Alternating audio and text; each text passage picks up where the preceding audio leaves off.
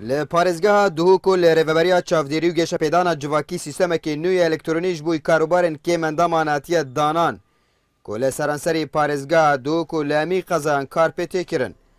ئەڤەش بلی ئاسانکاریش بووی وڵاتیان ڕێگیری لە وان کەسان ژی گرتە یەن کو دوو موچیان وەردەگرن.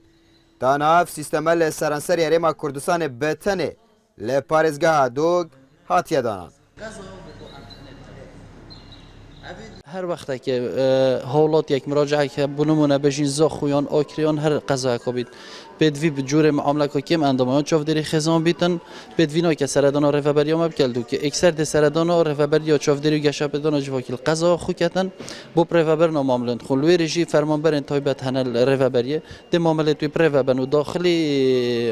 داتابیس مکن اکثر دل ور سرور ما هت خزن کردن الواقعي همي كارن بارن هاولاتيا دنا مشاندن بيكو او بنا روانه كرم بو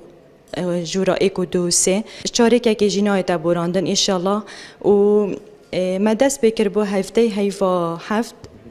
دوباره بشكنين بهولاتيت كم اندام و حال حاضر ما هات يا راستاندن جبر ماوي بس هيف بومتنه ڕێڤەبەرê چاودێری و گەشەپێدانە جوواکی ژیت بێژە دووبارە پشکنینش بووی تەڤایە کێمەندەمان هاتینەکردن ئەتماوەیە سێ مەهاندا و هەر کەسێ سەردانا وان نەکردبیت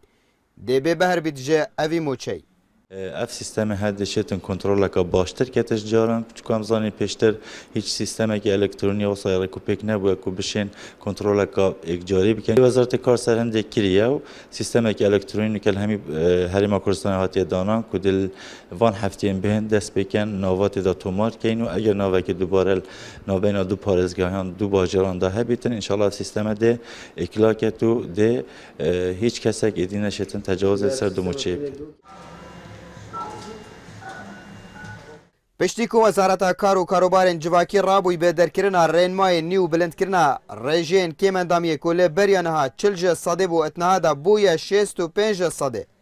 Ji sercemê 24,000 kêmendaman 22,000 hatine henartin ji bo lijna nojdarî û 8,000 mamala hatine zivrandin. Pêşbînî jî têkirin ku lê 13 sedê ya wan kêmendamên lê beriya niha de sodmend bûn û moçe werdgirt اتنادا نکارن وی موچای ورگرن جبر نینانا وی رجا پدوی اش مفا ورگرتنه. عبدالصمد ریکانی NRT دهوک